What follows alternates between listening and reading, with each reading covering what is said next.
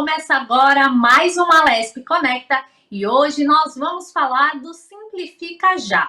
E para nos explicar tudo sobre essa proposta, eu recebo Alfredo Maranca, que é presidente do Sinafresp, Sindicato dos Agentes dos Fiscais de Renda do Estado de São Paulo. Bem-vindo, Alfredo.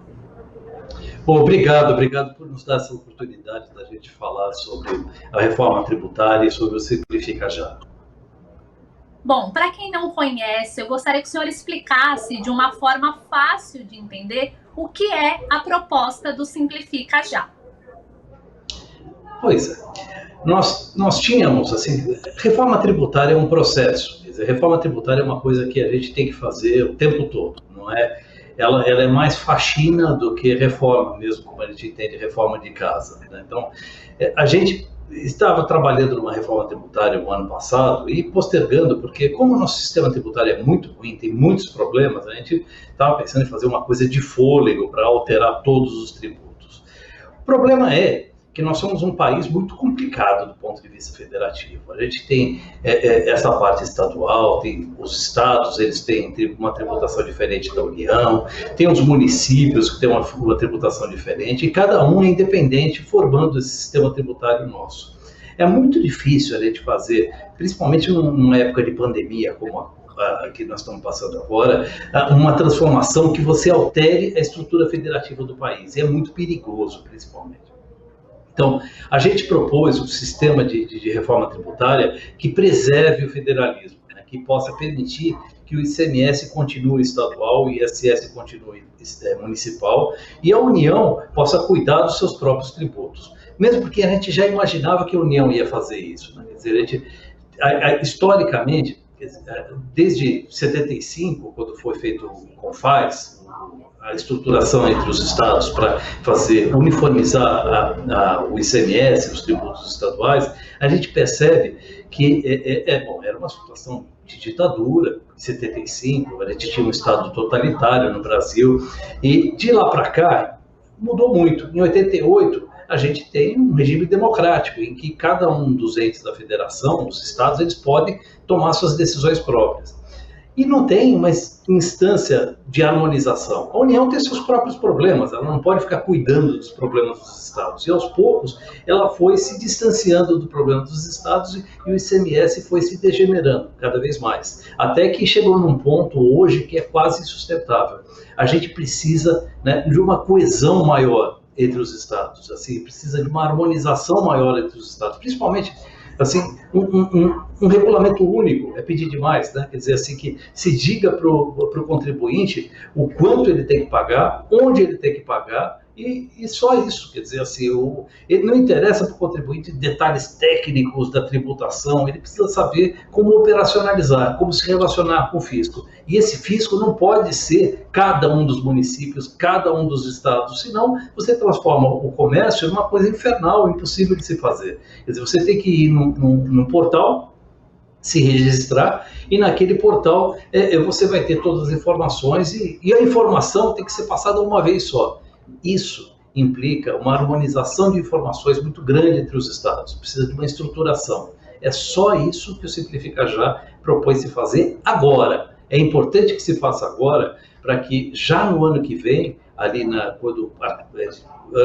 eu já estou dizendo que a pandemia vai acabar o ano que vem. Eu espero que acabe até antes, né? Mas assim que a gente conseguir sair dessa pandemia e começar a ter o crescimento econômico, o contribuinte já encontre, o empresário já encontre um ambiente que permita o crescimento econômico, assim, já haja facilidade para isso. Seria melhor que acontecesse já, mais cedo possível. A gente espera que isso possa ser feito aí nos próximos meses. Acho que é possível se aprovar, né, e deve ser aprovado. Agora, é diferente você fazer uma reestruturação tributária que envolve um redesenho da federação, entende?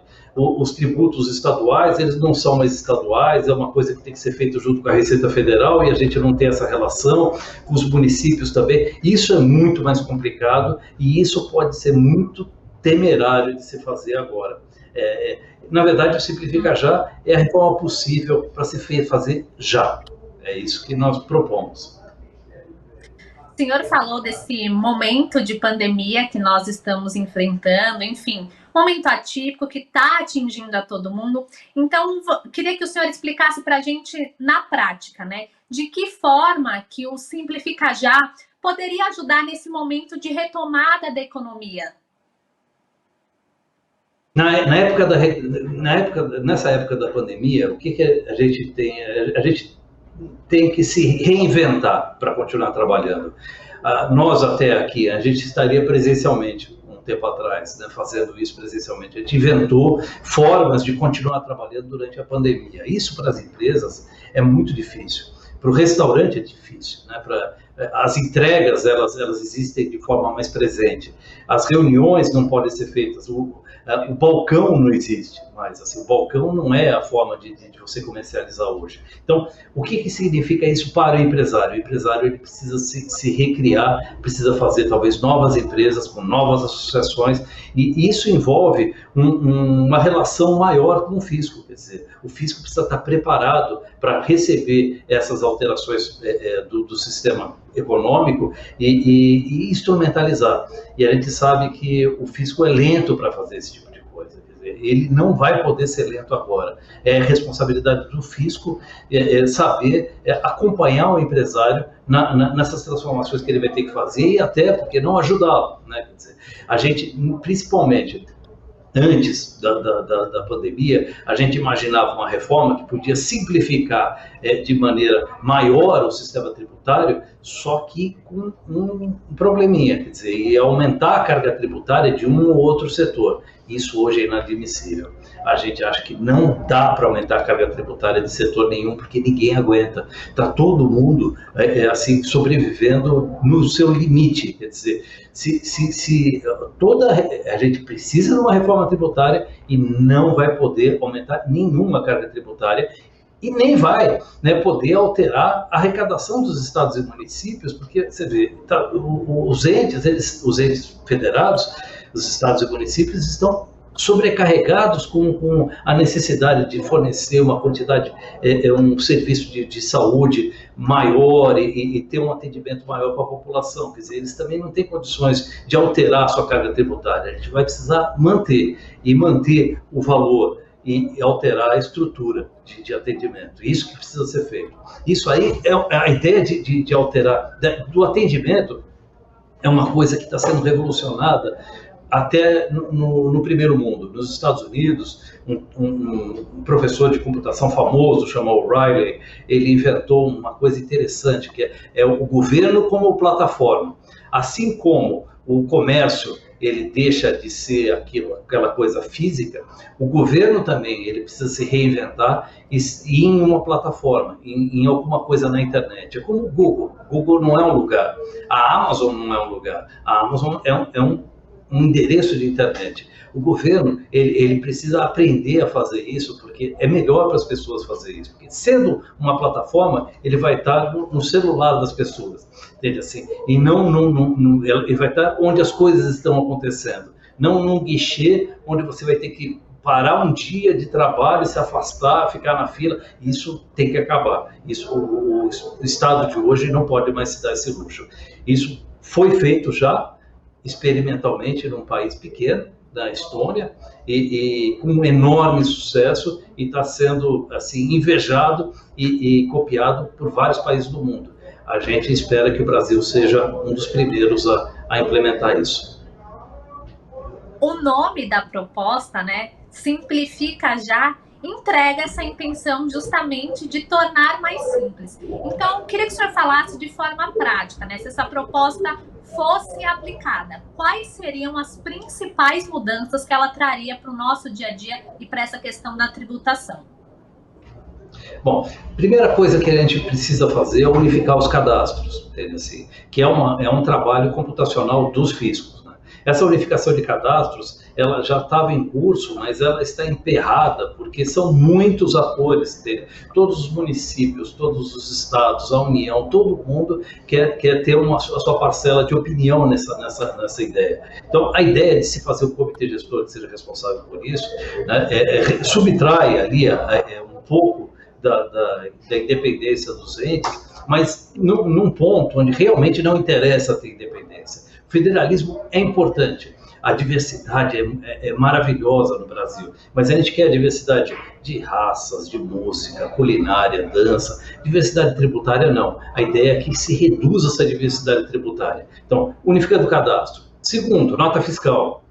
As notas fiscais, elas têm quase todas as informações que são necessárias para o fisco. Só que essas informações não estão sendo aproveitadas. Quando o fisco precisa, ou quando até outro ente precisa dessa informação, em lugar de vir buscar a informação onde ela já foi trazida para o poder público, é mais fácil pedir de novo. E esse retrabalho do contribuinte em dizer de novo, e de novo, e de novo, e de novo as mesmas informações é um objeto do nosso trabalho. Isso aí é uma das coisas que precisam ser simplificadas já. Entendeu? É uma questão assim, de meses para a gente começar a fazer. Então, a relação com o fisco, ela tem que ser feita via portal. Então, eu vou contar para vocês, na Estônia, como é que funciona.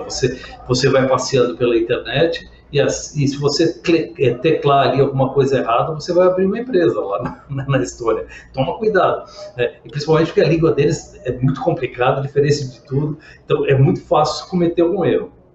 Então, vocês imaginam que isso seria o ideal, quer dizer, assim, o Estado querer que o contribuinte crie novos negócios, que faça o comércio e, principalmente, torne o comércio mais leve.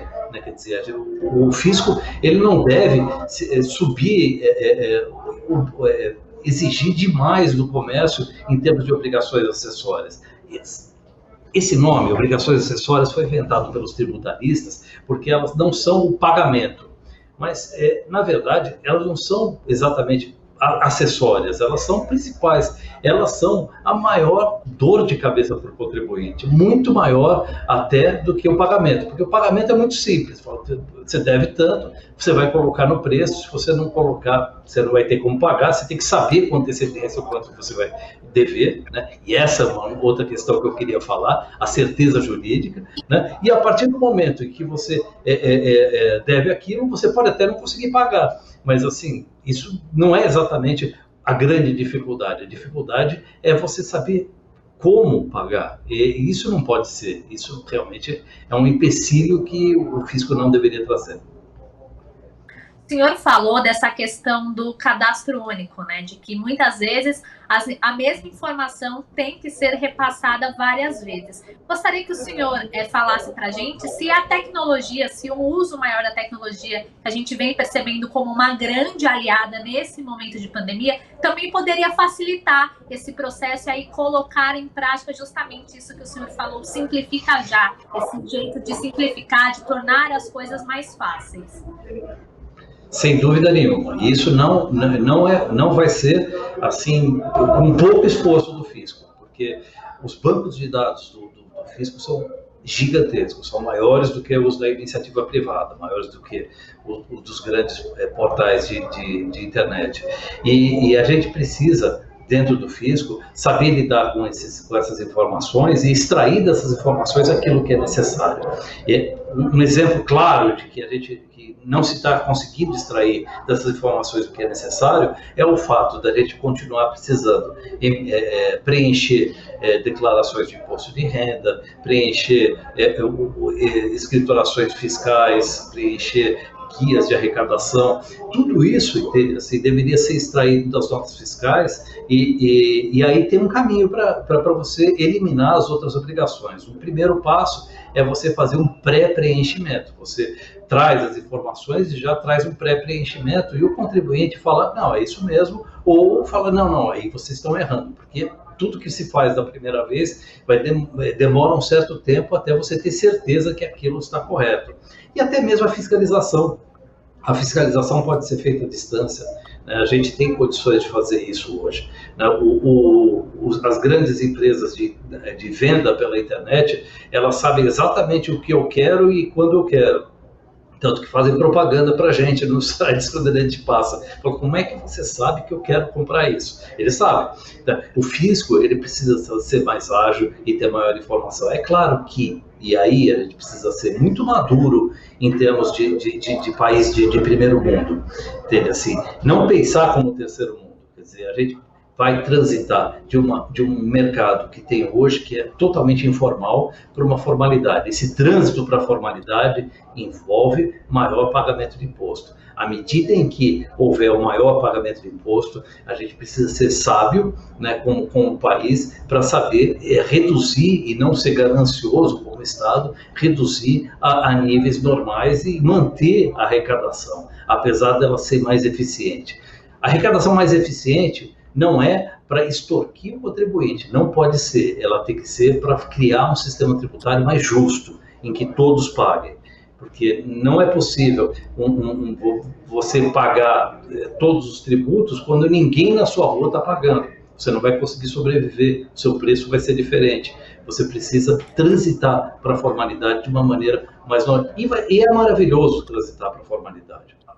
Os países mais formalizados do mundo são, por exemplo, Suécia, Noruega. Eles têm condições de fazer políticas tributárias, condições de fazer sistemas econômicos muito mais sofisticados e eficientes do que o nosso. Quer dizer, temos muito para evoluir ainda. Nós somos emergentes e, assim, nós estamos ainda na traseira dos emergentes. Tem emergentes que estão melhores do que a gente. Quer dizer, a gente tem muito que trabalhar para alcançar os países que são mais estruturados em termos tributários do mundo.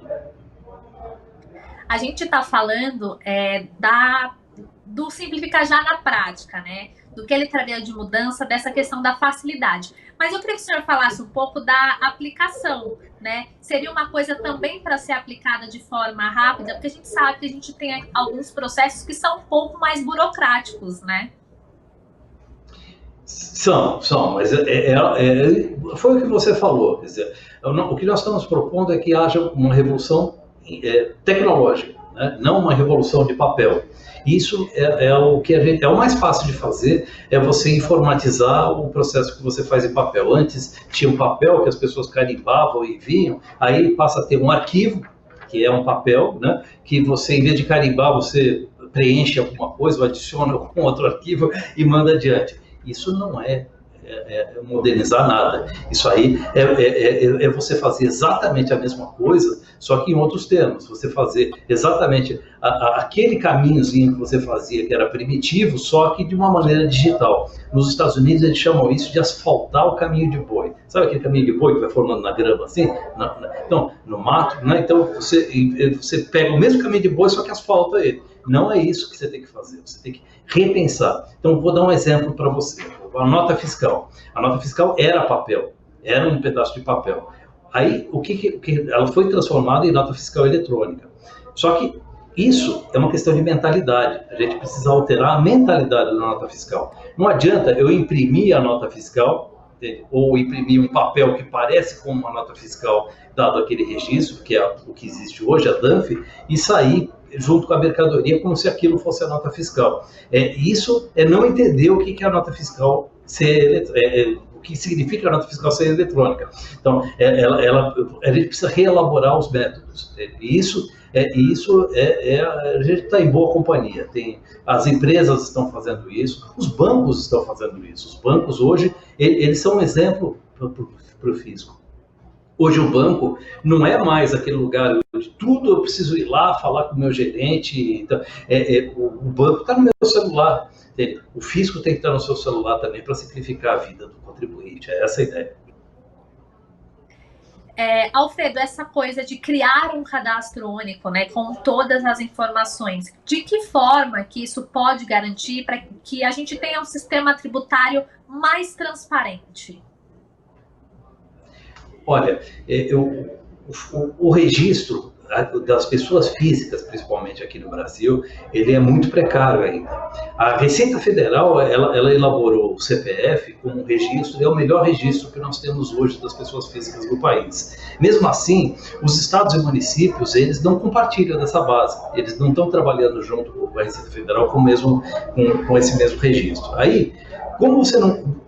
O resultado disso, se colocado de formas claras, é que o Estado não conhece as pessoas. É diferente de outros países. Se você pegar o Japão, por exemplo, o Estado conhece as pessoas, sabe quem são elas. Então, quando essa pessoa faz uma empresa, você sabe quem é que está fazendo a empresa. Aqui não. Então, às vezes, a pessoa nem sabe que está sendo feita uma empresa com o nome dela. E isso é possível aqui no terceiro mundo. Então, o que você elimina quando você tem uma visão clara de quem são as pessoas, de quem são as empresas? E de quais são as transações econômicas? Cadastro é o cadastro de pessoa física, o cadastro de pessoa jurídica, o cadastro das transações econômicas, que é o nosso banco de dados de notas fiscais, e outros cadastros. Tem muitos cadastros a ser feitos. No primeiro mundo tem até cadastro de animais domésticos, é uma coisa que se faz por chipagem, você tem o cadastro dos animais domésticos, você consegue cuidar dos animais domésticos com isso. Aí você pode até dar benefícios para quem cuida de animais domésticos e saber quem é que está cuidando dos animais domésticos.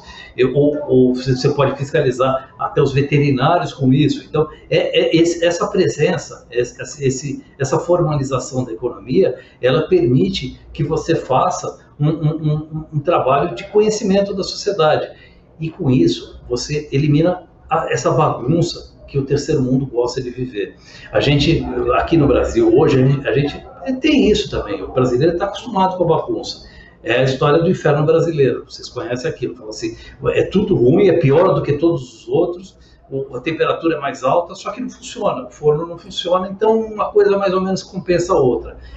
Esse é o dilema do país emergente. A gente precisa saber qual é a temperatura do forno e a gente precisa conviver com a nossa realidade e formalizar a economia.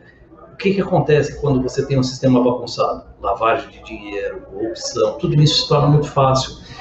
Nos Estados Unidos, por exemplo, já é muito difícil você lavar dinheiro. Você consegue, se você recebe um dinheiro de alguma operação que você faz, se aquele dinheiro não vier por vias lícitas, eles vão saber na hora que você gastar aquilo. Entende? A visibilidade das operações é muito grande. Entende? Então, para a gente sair da bagunça e transitar para o primeiro mundo, a gente precisa organizar e formalizar a nossa economia. O senhor falou dessa questão de evitar corrupção, evitar lavagem de dinheiro. Então, esse sistema mais simples e, ao mesmo tempo, interligado e que as pessoas podem ver essas informações, isso poderia fazer com que as pessoas tivessem acesso aos serviços de saúde, educação, transporte de melhor qualidade? Com toda certeza, com toda certeza. Com isso se consegue, com toda essa transparência, você consegue fazer com que a arrecadação se torne mais fácil, você torna gritante um caso de corrupção no meio dos outros, a bagunça esconde essas coisas. Né? E os preços ficam claros também. Então, você tem maneiras do Estado determinar quais são os preços das coisas na sociedade. Com isso, você consegue fazer licitações, né, em torno do preço real das coisas, não em torno de ficções que são feitas. Todo esse sistema econômico mais formalizado, ele permite um Estado que funcione melhor e que possa retornar de maneira mais adequada o serviço para a população, serviço de saúde, de limpeza, serviço de controle de trânsito. Todos esses serviços eles vão poder ser feitos de uma maneira mais adequada também. O controle da população fica melhor. A gente propõe ali nessa reforma uma reformulação de todo o sistema de informações públicas, quer dizer, isso sim, essa informação sim tem que ser, essa transformação sim tem que ser radical.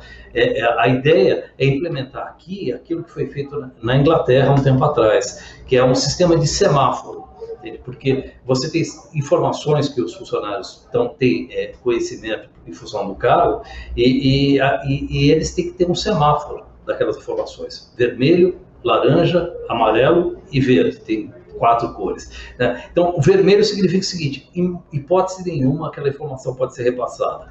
É uma informação que está na sua posse, mas ela não interessa a ninguém e ela é da intimidade da pessoa. Vou dar um exemplo, a gente tem coisas assim no fisco.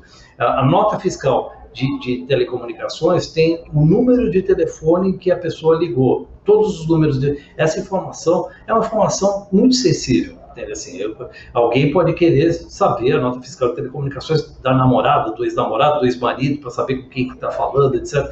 Essa é uma informação que não tem que sair dali. Outra informação é uma informação, mas pode também ocorrer que você percebe, olhando para as informações, a ocorrência de um crime.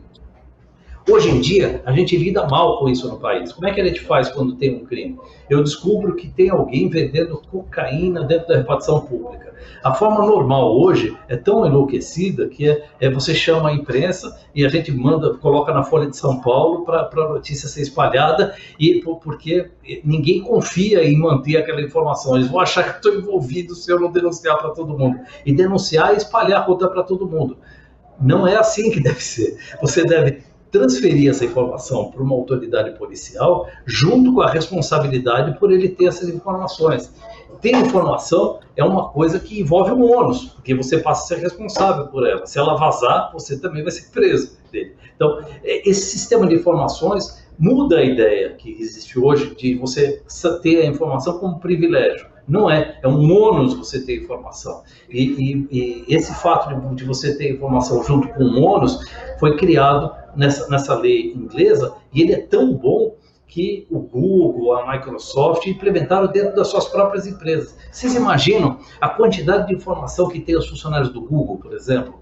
Eles sabem todos os e-mails, estão todos lá, todas as ligações, o WhatsApp, todas essas informações estão disponíveis lá dentro. Se eles não tiverem critérios rígidos, né, para que as pessoas elas tenham um cuidado sobre o uso dessas informações e sobre quem transmitir essas informações, isso pode causar prejuízos imensos e se perde a confiança na guarda dessas informações. Então, tudo isso é muito importante e está na hora da gente começar a trabalhar nisso aqui no Brasil também. Nosso programa está chegando ao fim, mas eu gostaria que o senhor falasse de forma rápida quais são os benefícios que o Simplifica Já pode trazer para as pessoas. Pode, por exemplo, abrir um caminho melhor para o empreendedorismo ou até mesmo para a geração de emprego? Com certeza. O emprego é a nossa principal preocupação agora, porque à medida em que, e principalmente a pejotização que desprotege um pouco o empregado, ela é um reflexo da desformalização do emprego. Esse é um assunto longo, né, mas a gente, ao longo dos últimos anos, a gente descuidou da formalização do emprego brasileiro, a gente piorou a estrutura de formalização do emprego. Isso é uma coisa que precisa ser corrigida.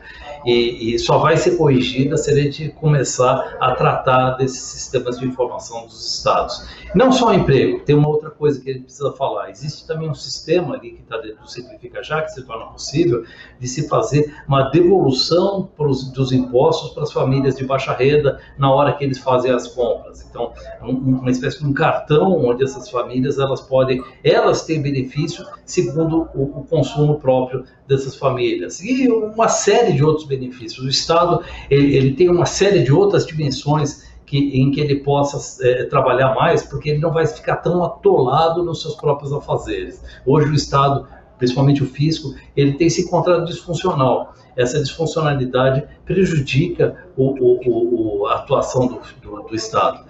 O Estado hoje parece só preocupado em arrecadar. Não deveria ser assim. A preocupação deveria ser prestar o serviço.